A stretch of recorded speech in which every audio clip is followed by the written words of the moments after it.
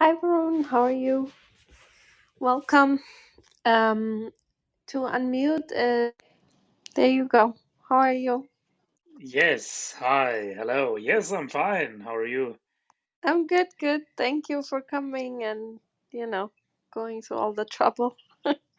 Oh, sure. Yes, I've never used this app before, so I hope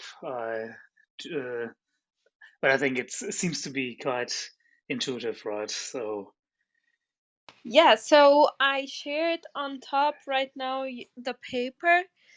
Um, but if you want to share slides, I don't know if you upload it then on something that generates a link.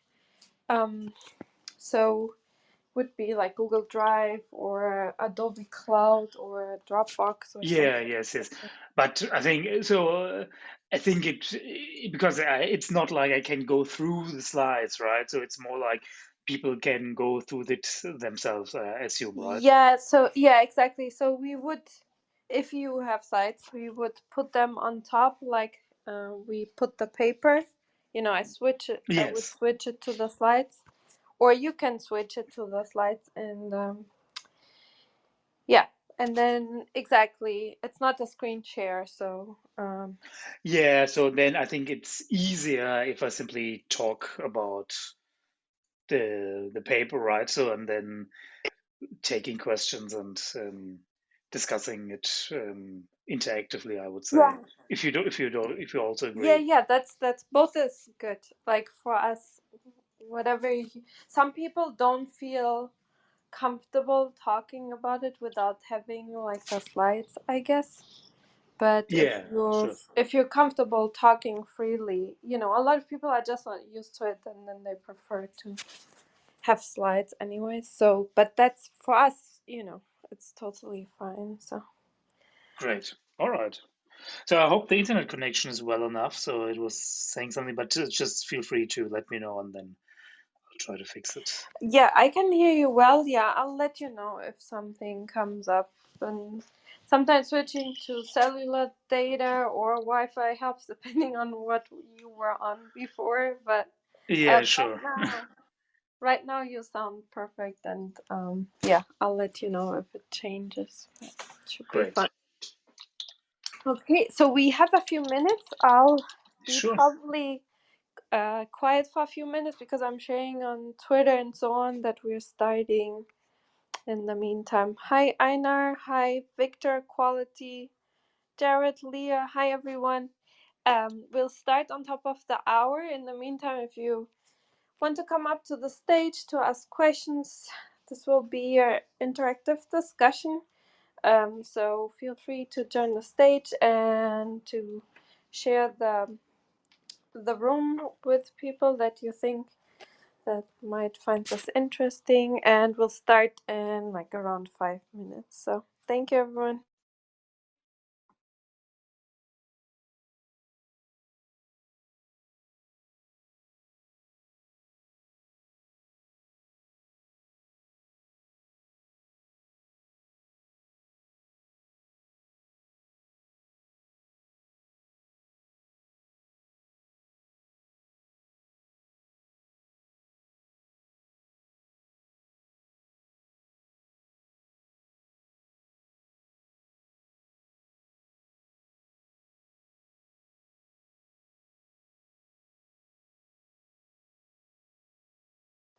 How's the weather in Germany? No storms. Everything is good.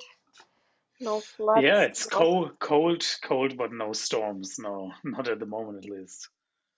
Yeah, our Yeah, friend Serena, she usually comes to help me moderate, but she is in Florida, right on the eye of the storm. So she lost oh, power. really? Oh my God. But she's fine. Just lost power, and but she's okay. So that's a more important, right? Oh man, that sounds horrible. She's really tough. They have alligators and whatnot, and she, I see. Okay. like wherever she lives, like the place around there has like a small lake or something, and they have alligators, and she's not afraid. So she was texting updates on how loud the storm was with some videos, and yeah, but yeah, I don't know. Some people are really tough. I get if something like this is here in New York, I get so scared. Yeah, me too, I guess. I think this is not usual business, yes.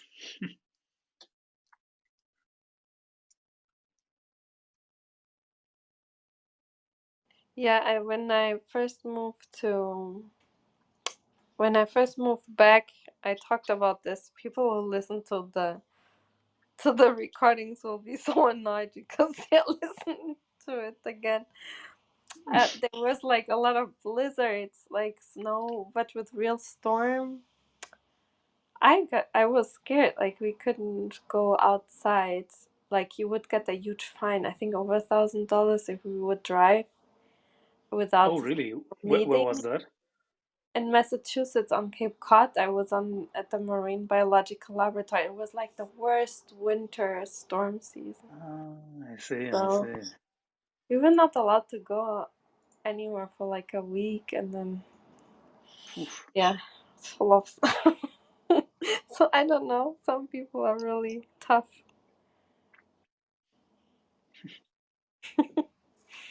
So I grew up in Germany. My brother is actually a neurosurgeon in Germany in Essen. Like Ah, I see. All right. So how yeah. come you grew up in Germany? Yeah, my stepfather, he's German. So we moved. My mom married him and we moved to Germany.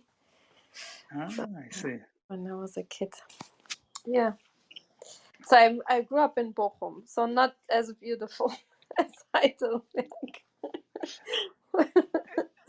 Yeah, yeah. So I also am not from Heidelberg. I'm actually from Hanover, and then I moved to Düsseldorf, and then from there I went to for my studies to Heidelberg. So I all over Germany. Yeah, but now I've been in Germany for quite some time. Yeah. Yeah, nice. So uh, you had to probably learn German. Oh So, no, so I've been born and brought up, right? So oh, you were, yeah, okay. So yeah, I learned it when I was like 8 or so. It was fine, but for oh, people I see. later moving, must be really hard. I don't think it's a Yeah, very yeah. intuitive language to learn. But, but yeah. Meet Dr. Shah and Victoria. Hi, Victoria. Hi, Dr. Shah. Welcome to the stage. We will start in around 2 to 3 minutes. Thanks for coming. Hi, Katerina. I mean, Victoria and Varun. So Yeah, this is hello. Thursday here. Happy Thursday so far. Yeah, happy Thursday.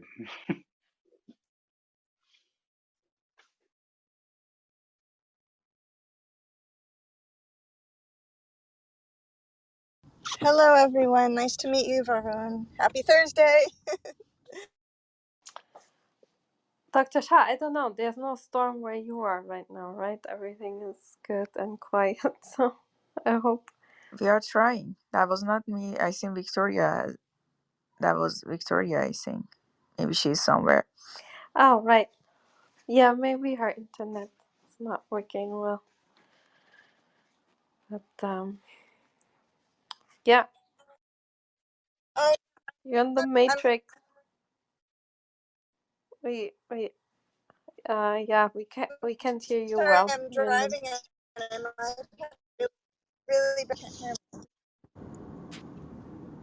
Okay, I'll be home soon. well, Victoria. Thank you for being here, and we'll try again later.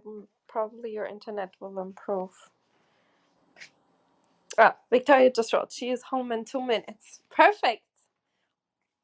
Almost German timing. Sorry. Oh no, it's 5 minutes early. Then you're on time. But okay. Um, yeah, we start in around 1 minute. So please check out the paper on top of the room, everyone. That we will discuss. It's really interesting, and it's open source, so you can just access it. No need for downloading it. So, which is really great that especially these topics are open source. I think that's really important. Okay, I think we can slowly start. I know people will start coming in still, but let's start with the introduction, and we'll go from there. So welcome everyone to Science Society, and of course a special welcome to Varun. And before we start, let me give you introduction so you get to know him a little bit.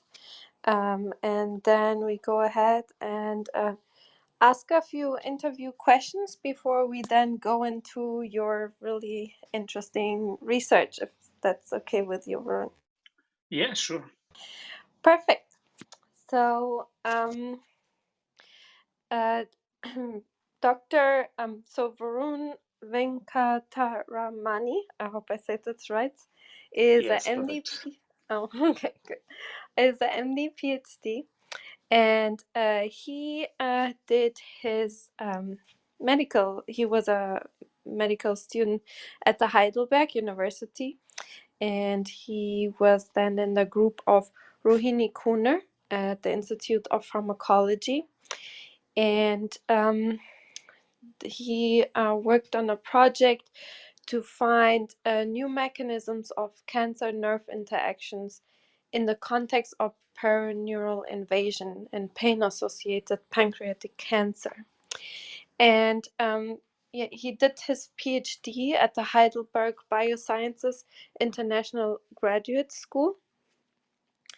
And now he is, I don't really know how to directly translate wissenschaftlicher Mitarbeiter in English. He's a researcher at the group of experimental neuro-oncology, and where he's also a doctor in neurology. So you have a lot of really interesting work that you did here, and I'm not sure if Victoria, are you okay to do the interview, or should I just start? Ja, ich bin zu Hause. Oh, perfekt. Danke. Okay, go ahead. Nur jetzt. Okay. Yes, I'm home. Take my seat. Thank you. I'm sorry. So you can hear me clearly now? Yes.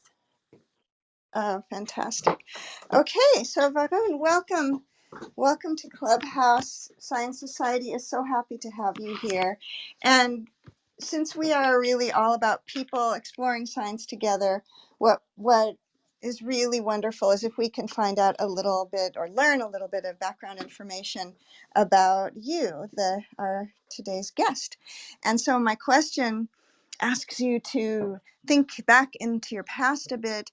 If you can find a time that you felt was your first moment that you noticed you really felt an inclination towards science, or maybe a special connection with science,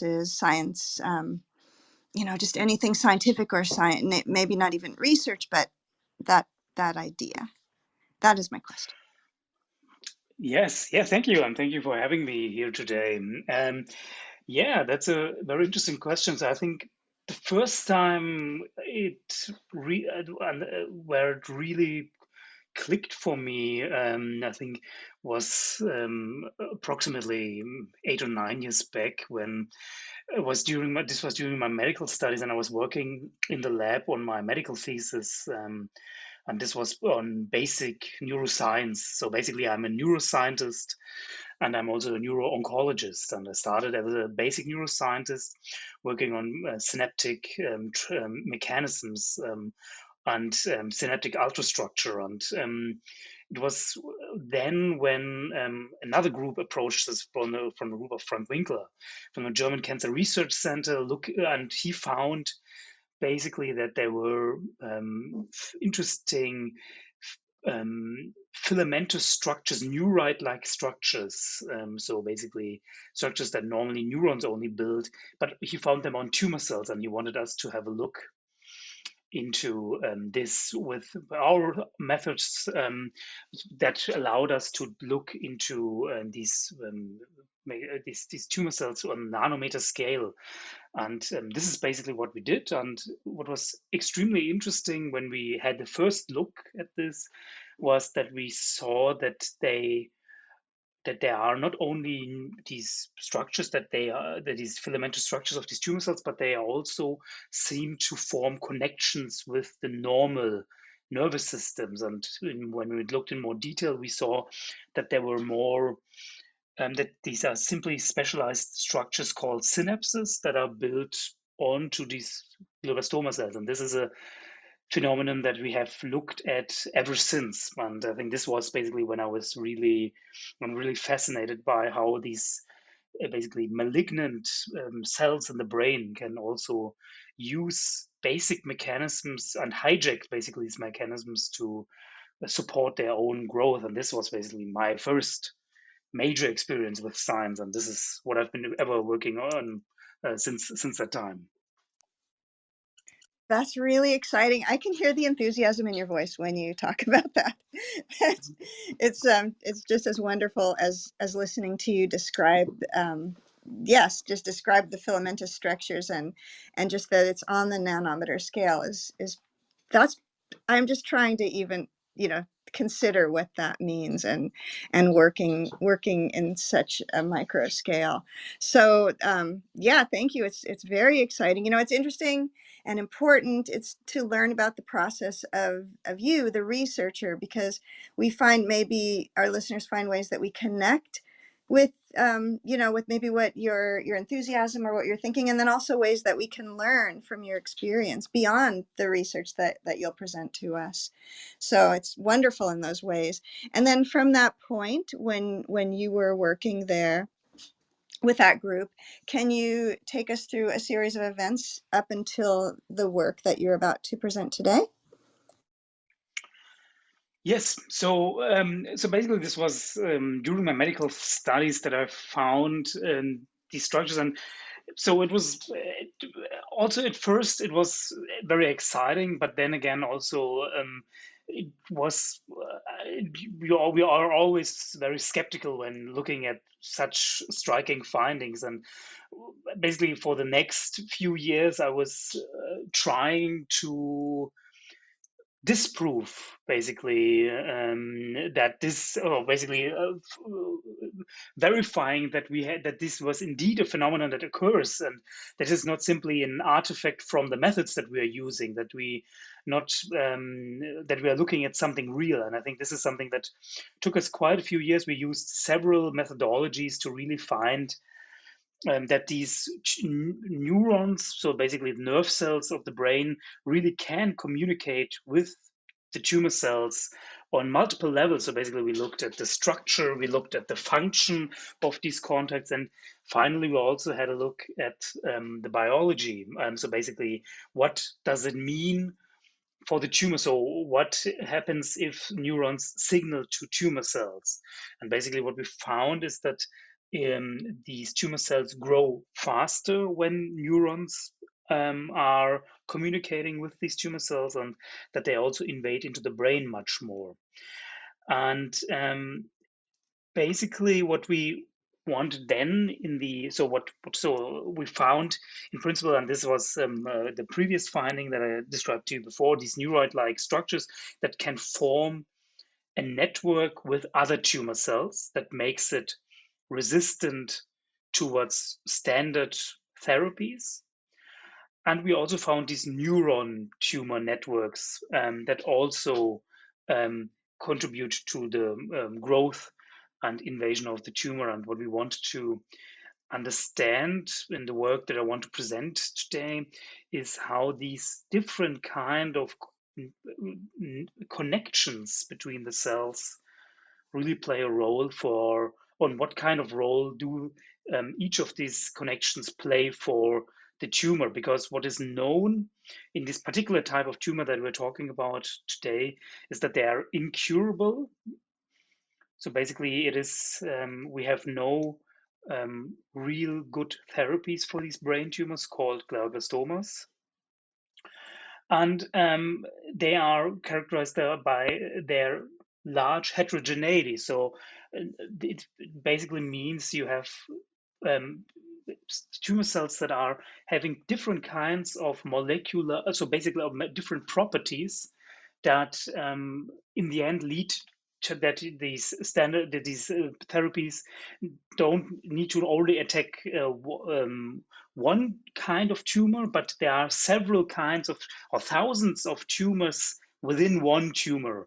So it is making it clear that this is a very difficult tumor to treat. And I think we needed, and in this study, what we wanted to understand is how does this large heterogeneity, how is it related to the different kind of connections I just described? And what does it mean again for the different properties of tumor growth and invasion? Well, we are all so happy that you're on our side, on the winning side, trying to learn more about this. And I was imagining maybe there was a bit of a celebration when your team realized that the filamentous structures were not just an artifact.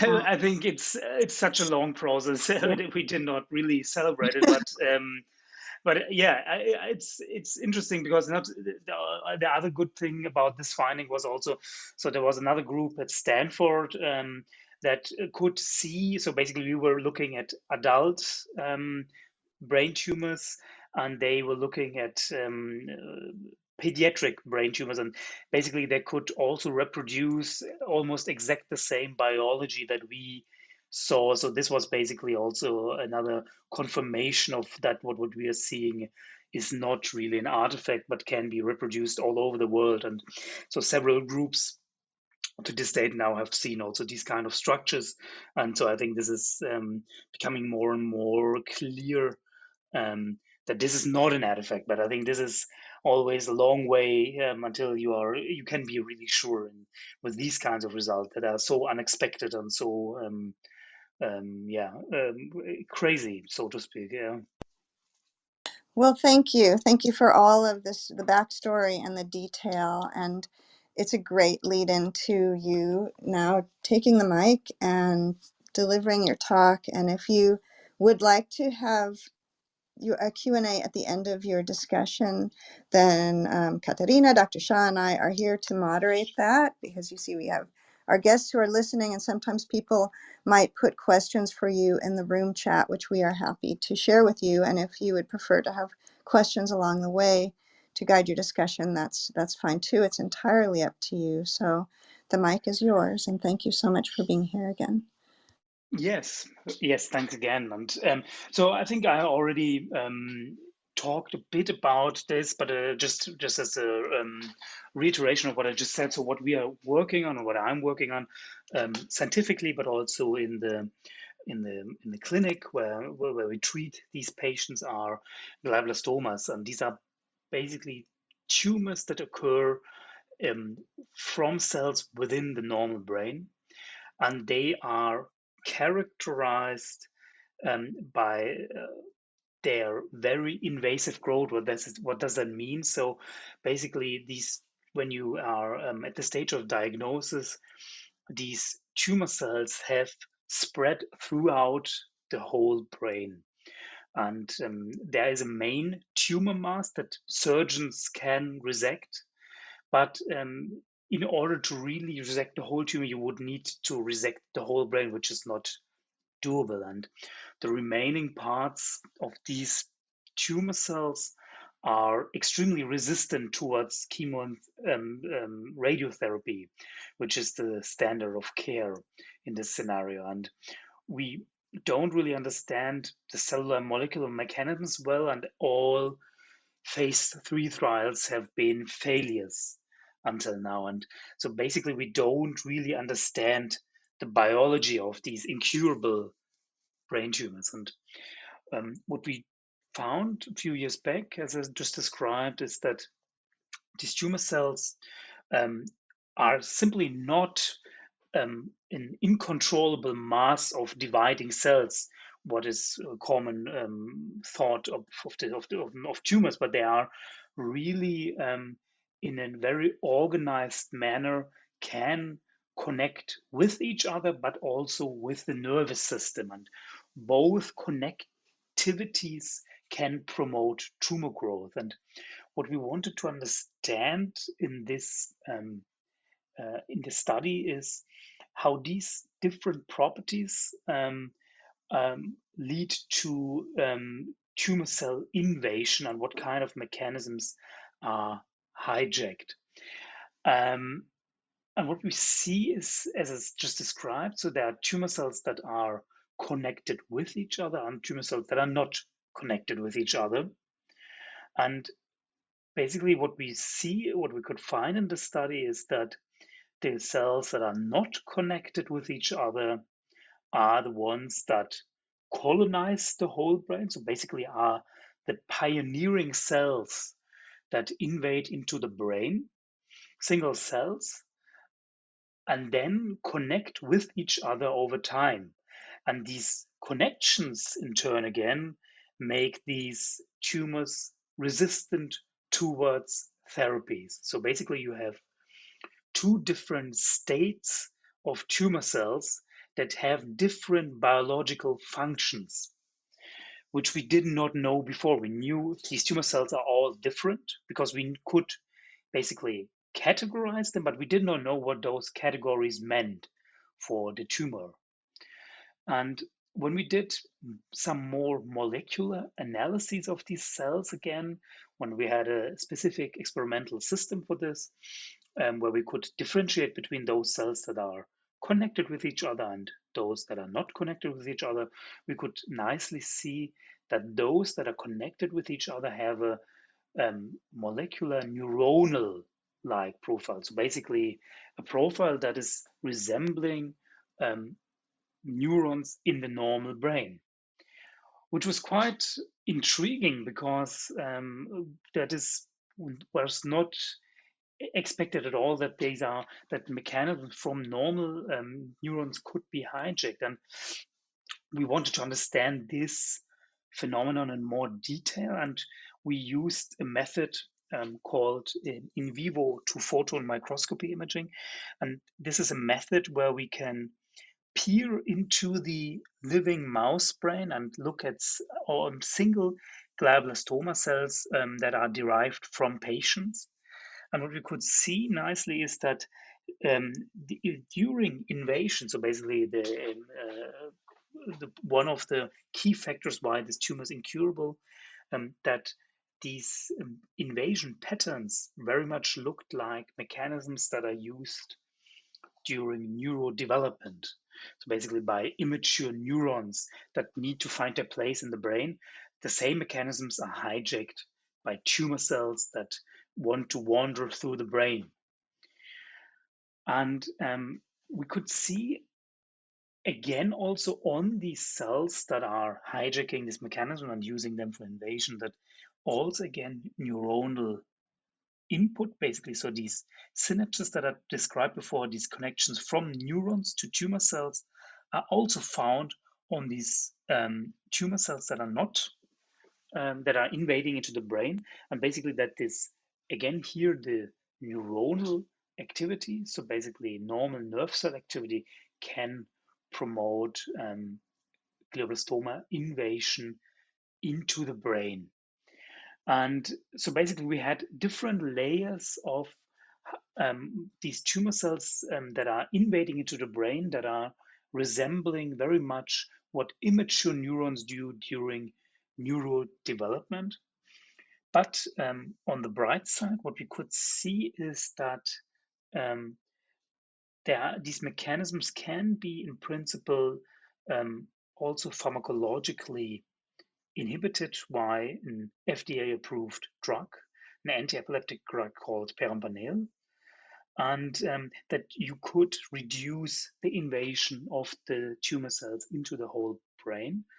So meaning although very basic mechanisms are hijacked, there's still hope that there might be a therapeutic window of drugs that influence um, normal neuronal mechanisms on the one hand and have a high enough therapeutic window that you can really tackle it.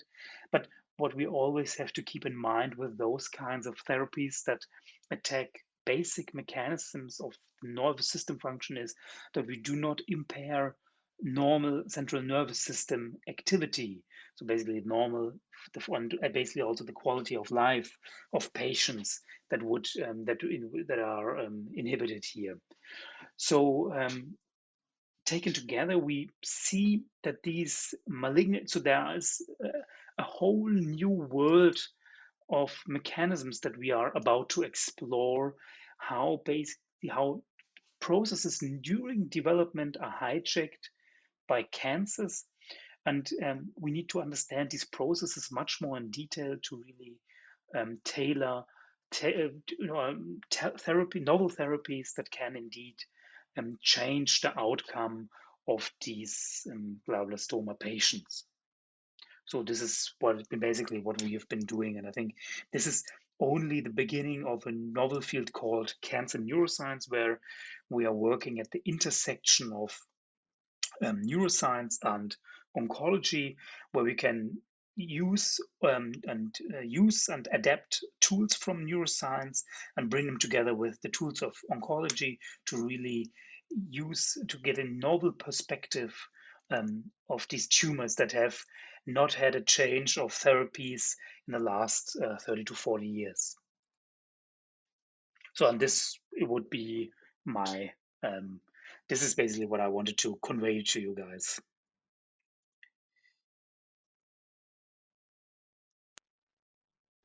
Yeah, thank you so much for giving us an overview of this really interesting research. Um, and yeah, why I think this is so interesting is we had a previous guest speaker here who also talked about neuroplasticity and when neuroplasticity basically, when mental health disorders go wrong, that you can modulate them in mice with like epigenetic drugs, and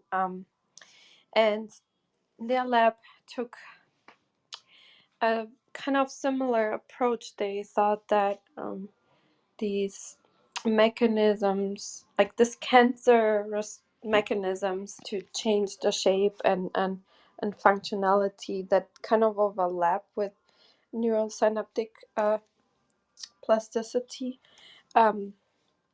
gene expression mechanisms.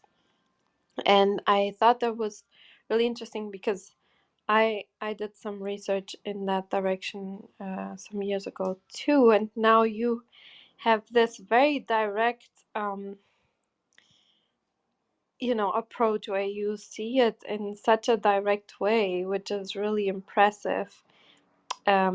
So you mentioned that there might be a window that you could basically target these cancer cells. So are you looking into what,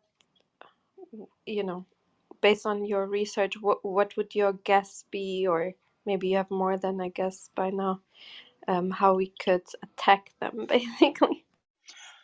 Yes, I think that's a very important question, and I think so. We have this basically approved drug, and what we need to find out now is because this has been mostly mouse work, so we have seen the structures also in resected material from human biopsies, but this has mostly been studied in mouse models of the disease. And the question is, can we tackle this, or can we really change the outcome on patients? And I think what we are moving into now, phase 1 and 2 trials, clinical trials, where we will want to see whether there is a biological signal in these trials. Meaning, we would like to see whether indeed the molecular profiles of these cells change when we treat these patients. And then if we were to see something, we would move ahead to larger clinical trials where we would also want to look at survival and other outcome parameters. So I think this is the one way ahead. And I think the other thing is that we need to research much better molecular basic mechanisms of these interactions to find potential targets that are not as widely expressed in the adult central nervous system, to really find targets that can be tackled even in a much broader therapeutic window. So basically where we can tackle these kind of connections without harming the normal brain. I think that is the major challenge that this field needs to answer. Whether this will be a viable approach, but we believe, as these are mechanisms that are mostly used during development, that in the case when development has finished, that this is not as relevant and can be tackled. Yeah, that's really like it sounds really hopeful for patients or families where they have a history of these type of cancers. And do you think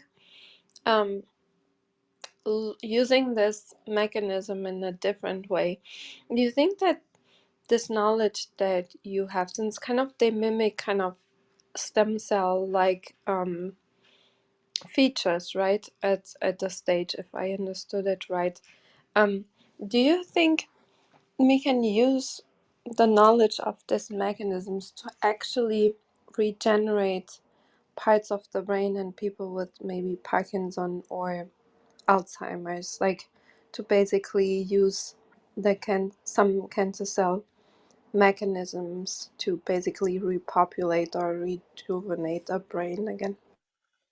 Yeah, and I think that is another very interesting aspect of cancer neuroscience, because it is not only that we can use methodologies from neuroscience, but I agree with you that this can indeed also feed back into what that basically also neuroscience can indeed learn from oncology in this purpose. So basically, if we really understand how these synapses are formed, how these cells are behaving in more detail, we will most probably learn also something about basic synaptic formations, basic also neurogenesis.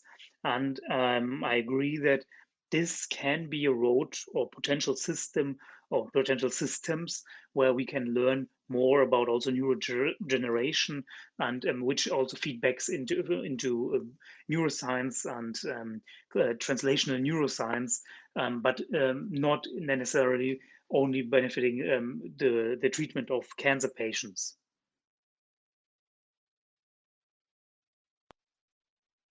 That's wonderful that it has kind of this both use cases that are really important. And in the chat, Jared Engdahl, he's asking, is it known what part of the drug is affecting the cancer? So yes, so it is. It's an anti-epileptic drug that is an AMPA receptor inhibitor. So basically, this is a receptor that is located on the postsynaptic side on the tumor cells. So basically, we're targeting the tumor cells and we are disconnecting the tumor from neurons, functionally speaking. So while we inhibit, so basically, this drug has no effect if you simply put it on the tumor cells alone. That doesn't affect the tumor. But if you also have neurons nearby that can communicate with tumor cells, then this drug disrupts this communication and the tumor growth is inhibited. Interesting. Yeah, Dr. Shah, Joyce, do you have questions? Yeah, thank you so much for sharing your wonderful work with us. So I was just wondering to ask you, in comparison with the co-targeting strategy that we have, and you know that we have, I mean, for example, tumor promoting macrophages, and in the result, we have a modification in an angiogenic vasculature. Also, in another side, we have a macroglia activation, which is just promoting the pro-inflammatory. If you want to compare that, what was your, for example, observation or comparison, if there was any, I mean, in comparison with your research? Excuse me, I think my internet connection was a bit bad. Could you repeat the first part of your question? Or Yeah, could that you was repeat the about the question? co-targeting strategy that they are using for the glioblastoma mostly. So I was just wondering, because we know the effect of that on macrophages activation, and in the result we have angiogenesis for the vasculature, and your method is different. And I was just wondering if you have any further information around this area that you can compare your technique versus this strategy. Also, we know the role of the microglia and activation of the chemokines. So that was my Yes, and I question. think yeah. So when comparing also to macrophages and angiogenesis, so basically, what one has to acknowledge also in this sense is that we are looking here at the very infiltrative edges of the tumor. What does it mean? It means so these changes, the inflammatory changes and also angiogenic changes. So this is mostly restricted to the main tumor mass where these things happen. But in the outer edges, basically also at the parts that cannot be seen on a normal MRI imaging scan, then there there you see these kinds of phenomenon basically in the where you have angiogenesis and necrosis. So these are regions where you almost don't have any tumor neuron interactions anymore. But in the very outer edges, this is where it happens. And I think the biology is much different between the different parts of the tumor cells or the tumor regions. And so I think this is what makes treating and also developing treatments for this disease also so difficult. And what about reducing the density of the tumor vasculature? Is that working that way as well? Yeah, so basically in the parts that we're talking about, the vasculature is absolutely unchanged. So angiogenic therapy in that sense will no anti-angiogenic therapy will not um, significantly benefit these kinds of interactions. And until now, also the so we don't have a large effect of anti-angiogenic therapies in glioblastoma.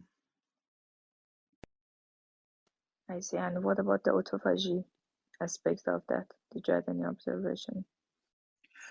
Yeah, so until now, so this is again, I think, a phenomena that we don't see in the very infiltrative edges, but this is more like something that can happen where the main tumor mass is. And how we conceptualize this disease is that the main tumor mass is something that can be in principle treated. So you can either use, or you have in this case always the surgeon who could resect yeah,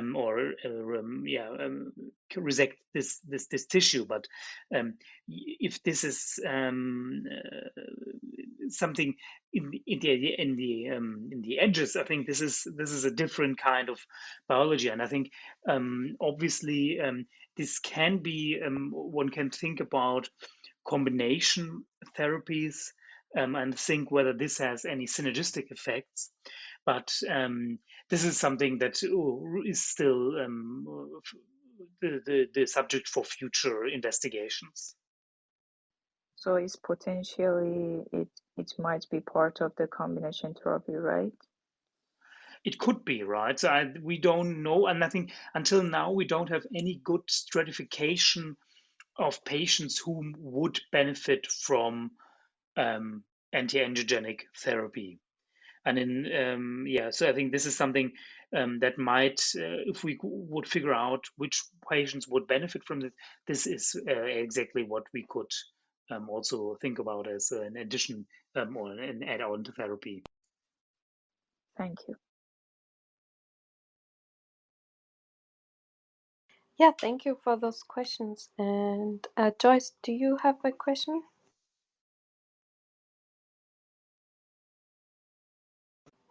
She might be away from the phone right now.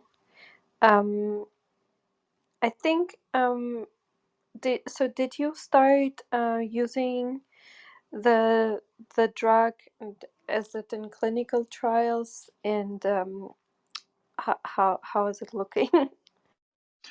Yes, so we have now acquired funding for such a clinical trial, and we are going to start including patients until from beginning of next year.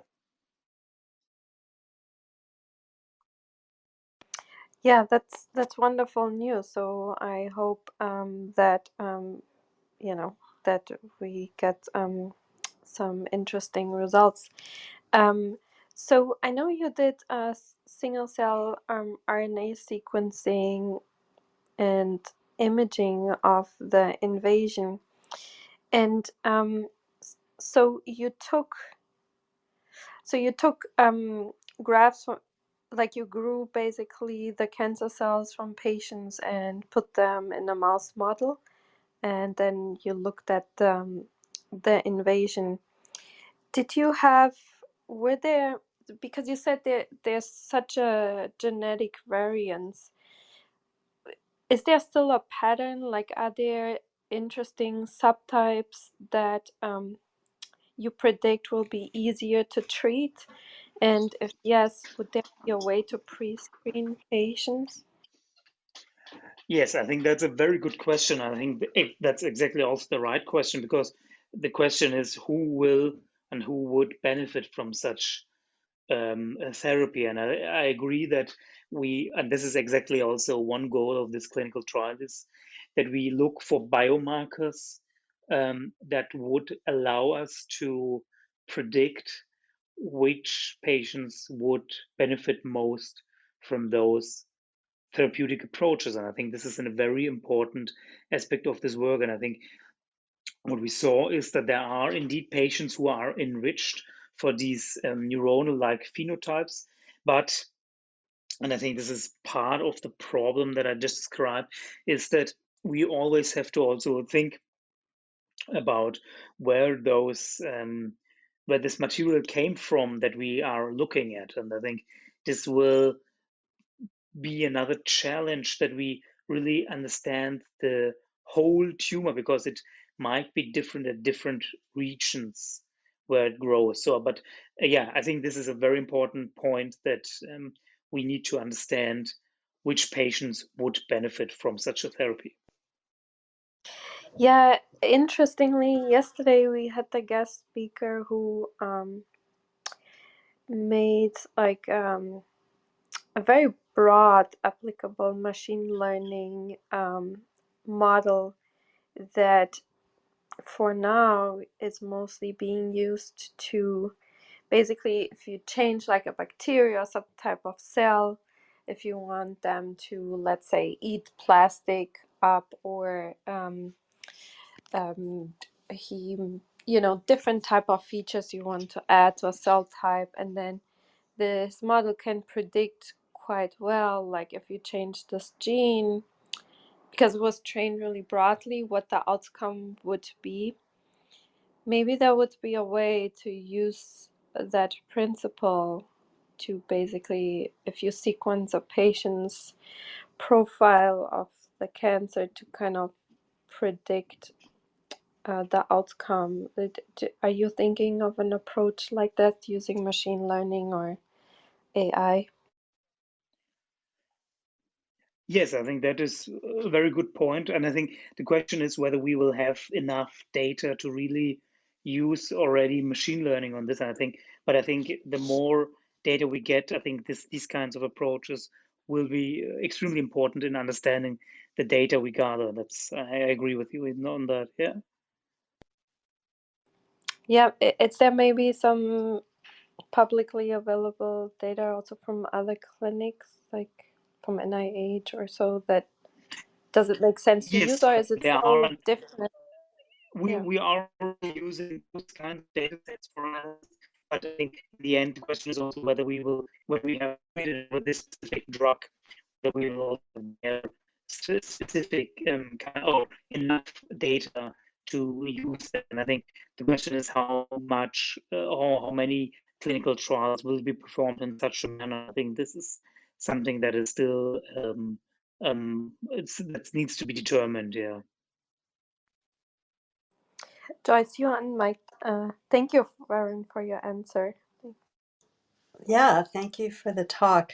Yeah, I was away for a few minutes, so I may have missed this, but I'm wondering what you think, if there's any role for inflammation in either the development of the glioblastoma or in the mechanism that you're dealing with.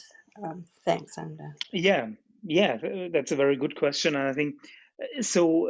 I think the inflammatory aspects of the disease is only something that becomes relevant in the later stages of the disease, where the tumor is growing more dense and dense, and then again, indeed, these inflammatory pathways are at play. But I don't believe at least the data, we don't have any data so far that speaks otherwise, that in the very early stages, and this is what we are talking about at the invasive stages, that these kinds of mechanisms do really play a huge role, at least. And I think this is, with our methodologies, we are more focused on these very let's call it the invisible parts of the disease that we don't see with clinical routine imaging, but where we believe that this is the reason why these tumors are so incurable.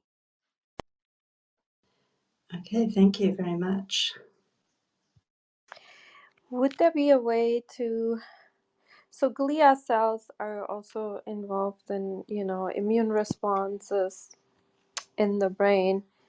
Would there maybe be a way to use immune regulating drugs to basically disrupt this glia cancer cell connection?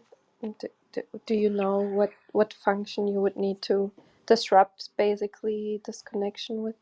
Maybe gap junction Yes, type so of we drugs, inhibitory drugs? exactly. I think this is another clinical trial that is ongoing, where meclofenamide is used to disrupt or inhibit gap junctions. And this is something that we are currently also studying in a larger consortium. But we don't have yet there are very few patients included until now, and we will need to wait for those trials. But at least also here in the animal models, it made it less resistant towards therapy. So it is also a hopeful approach that we can use. Interesting. But is there, did you see in the mouse, in general behavior dysfunction then? Because the gap junctions are probably, they are quite abundant. So is there some cognition disruption through this type of treatment, or are they fine? Yeah, so the data for this. Hello. Yeah, I can. Sorry. Yes. Oh, sorry. Yeah. So the data for this are at least until now they are promising. So we don't see, this is work by other groups who have not yet reported on any huge adverse effects. But I think it's a very important question, because I think the question is how well is this tolerated, and whether it also can cross the blood-brain barrier in human patients. So I think these are all questions that we need to still figure out. I know I'm being very nerdy, but there, for some glia, potassium is really important for contribution for this calcium um, signals that you also mentioned in your paper. Is they are also voltage dependent receptors. Would there, yeah, that would that be another avenue maybe of because I think the glia, without the main signal they get to basically get activated and then have calcium activation, is first through potassium. At least that what some recent research showed. Actually, was it from Zurich? He was here. I have to. Moritz Armbruster. Yeah, I can send you the paper that showed that. So maybe that would be another avenue of disruption, is addressing those potassium Yeah, mechanism. that's absolutely. And I think potassium currents, at least for these interactions, but I think we don't know, and I think this is we don't have any good pharmacological approach until now. So I think this is something absolutely worthwhile thinking about. Yeah, I agree. Potassium is pretty hard to address unless you, maybe some KCC receptors, but they are also very abundant. Would be cool to Yes, yeah.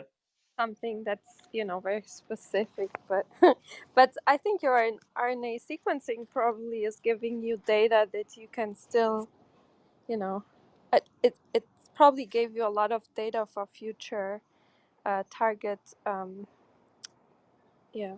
targets that you. Yes, absolutely.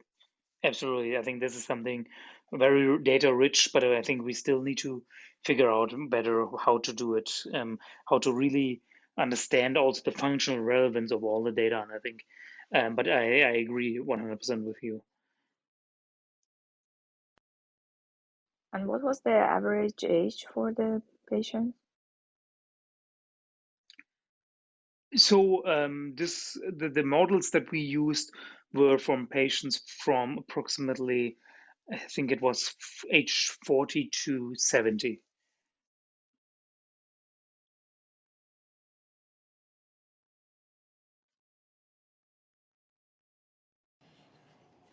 Yeah, does anyone else have another question? Let me check the chat. Oh, Jared Engdahl asks, what happens to the remaining cells after surgical removal of the central mass? Yeah, so they're basically still there. So I think they are able then to reform the tumor, and this is the reason for the recurrence of these tumors, the inevitable recurrence of these tumors.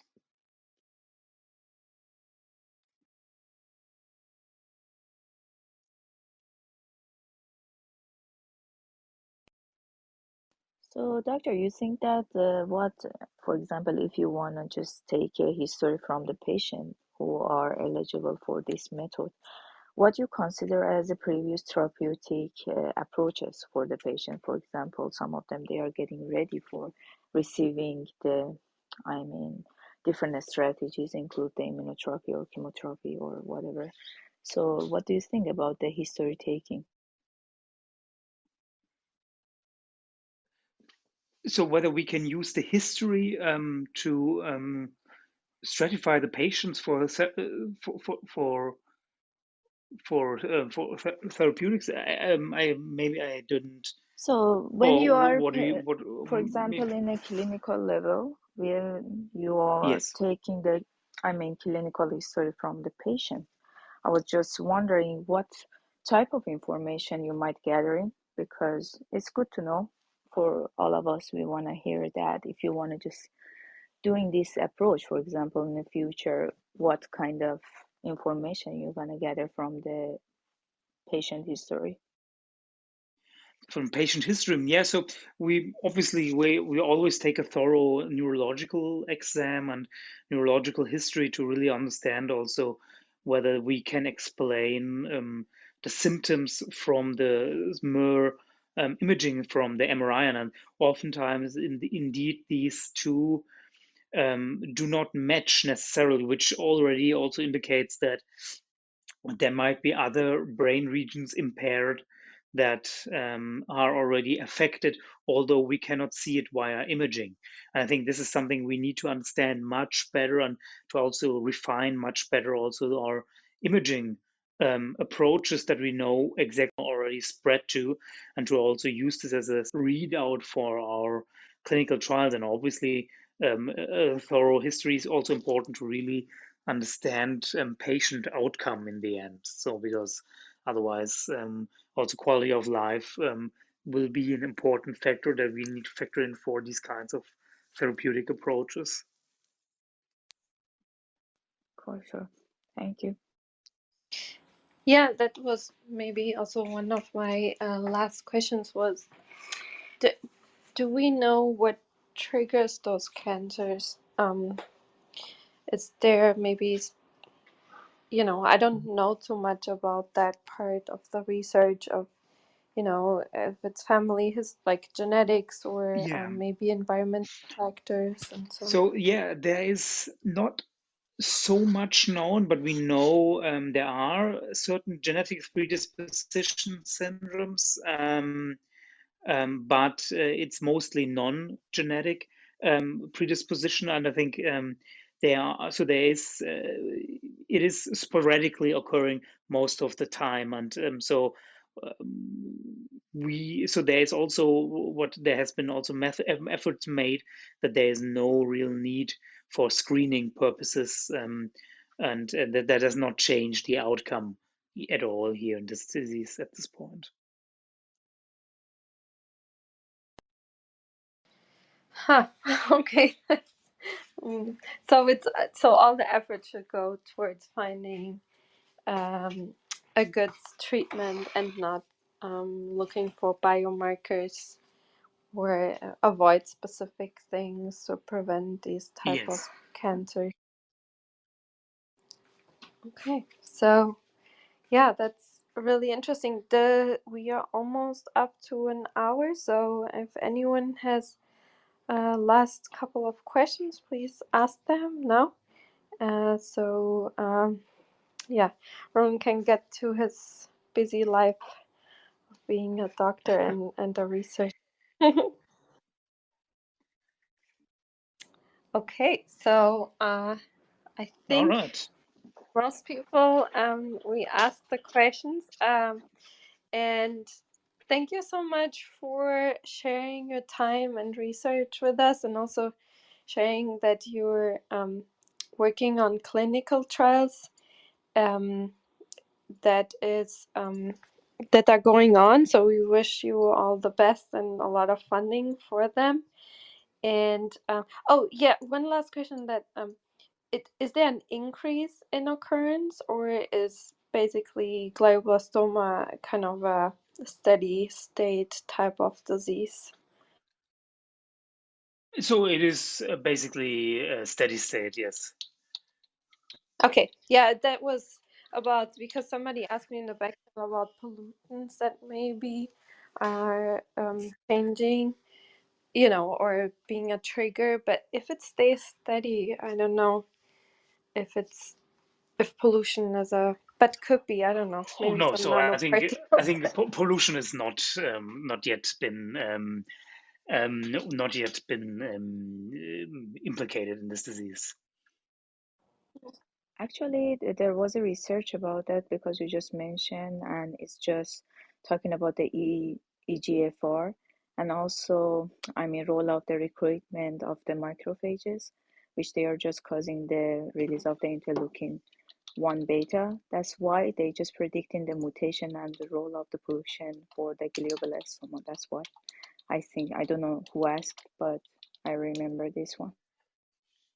Oh, interesting. Yeah, I could imagine that maybe some nanoparticle that get maybe through the blood-brain barrier could maybe trigger some immune response, and yeah, I don't know, that then generates these tumors. So Well, and I also wish you a lot of funding for the basic research, because I think, as we discussed, or as you answered, that there could be also a solution coming from these cancers to basically repopulate or the brain in specific diseases. So it's really interesting. Thank you so much for sharing your time and knowledge with us and answering all of our questions. Absolutely. And maybe come back one day with results from your clinical trials. That would Absolutely. be really Yes. exciting. All right. Yes, thank you very much. Yes. Very Thank you for interesting. having me. Yeah. And actually, my brother will embarrass Emmanuel. He actually came to the room. All right. Great.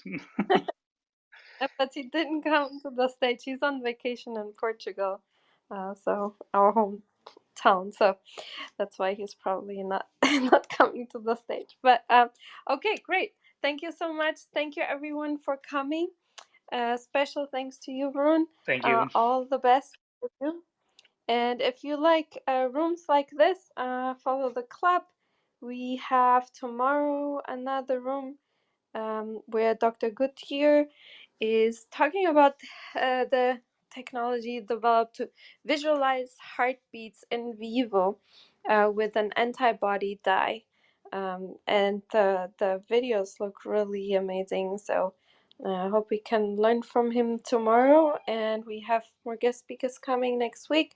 And yeah, I enjoy the rest of the evening. Good morning or good afternoon for wherever you are. And I'll close the room in 3, 2, 1. Bye, everyone. Bye. Thank you. Thank Bye. you so Thank much. you. Bye.